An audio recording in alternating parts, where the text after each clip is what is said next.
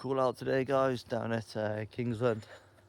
He's done a lot of work to his engine himself and he's come a little bit unstuck. So we've come out with the smoke test and diagnostics.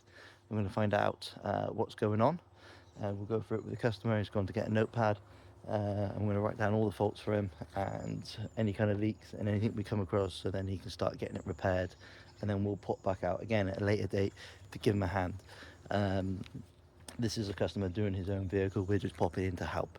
It's something that we like to do. So, like I said, we'll chuck a smoke test down now and we'll go through it with a fine tooth comb to get him started. So a little update for you guys. We've gone through it with the smoke machine. We've found a couple of leaks. We've done just a couple of little temporary repairs, tightened it up and etc. To sort those leaks out. Found the leaks. 2 more leaks that I'll have to do at a later date. He'll do them himself. He's wrote a little list down of everything that he's going to need. So we're going to go through it with the diagnostics machine now after doing all the other tests. And we'll run a few tests through there. We'll check a few sensors. We'll reset a few values and that to see if that helps. But as you can see, as she warms up, she starts to miss.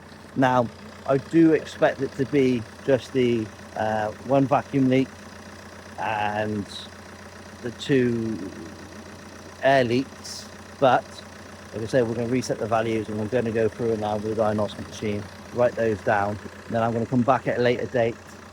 He's going to do some prep work for me, and then I'm going to come back at a later date and do those small minor bits. He's going to stick it all back together and hopefully from there we'll get it sorted for the customer. Cheers, guys. So as promised, guys, ECU is now back off. She's all pinned up. We've read the file. So once we put the original stock file back on, the first thing we did was reset throttle body, MAF sensor, ambient pressure sensor, all the fuel rail pressure regulators, all the sensors on there.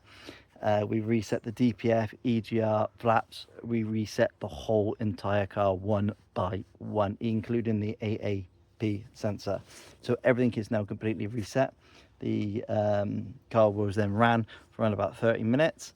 Turn the car off, take the ECU off, read the new file so we can see all the values coming in. So we'll start now on the editing. Might be a little bit of trial and error to get this kind of right and bang on, but we're going to get it there for this customer. So it goes to show that as simple as a juddery misfire engine, which you would assume would have been like a sensor, a fuel sensor, maybe an injector, was literally down to a bad map file. And the quickest way to be able to identify a bad map file is if you go onto live data, click ambient pressure, and then click on like your MAF sensor and read on a combined graph, and the ambient sensor going like this and the MAF sensor should somewhere near change. There should be around about a 10% value difference.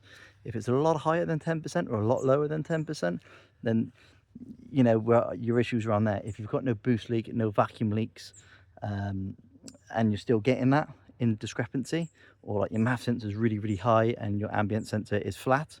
I did try to get a live data for it and to show you because I had it up, but unfortunately my phone stopped recording at the time due to storage. So that's the easiest way to identify if it's going to be a map. It normally throws the MAF sensor out quite drastically. Normally kills the MAF sensor at times, probably about 50% of the time. So then we recommend getting a new MAF sensor at the same time. But this is where we're at, and I'll let you know how we get on.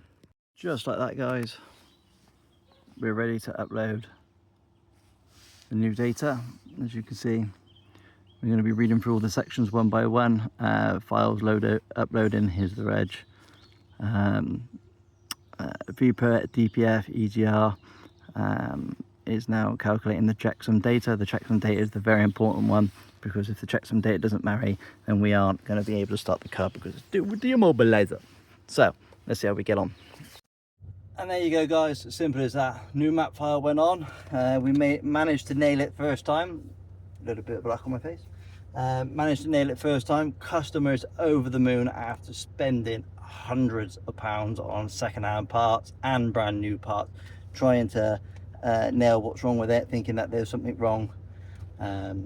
Having no codes, having multiple people come out, multiple readers, until obviously he gave us a call. We came out and said, "Ah, okay, we think we know what the issue is here."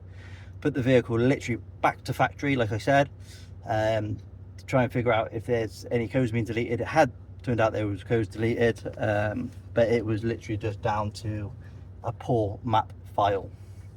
So I can never elaborate enough about getting everything sorted correctly and properly before you upload a map. This customer is over the moon, he's happy, so I'm happy. Until then guys, see you next time.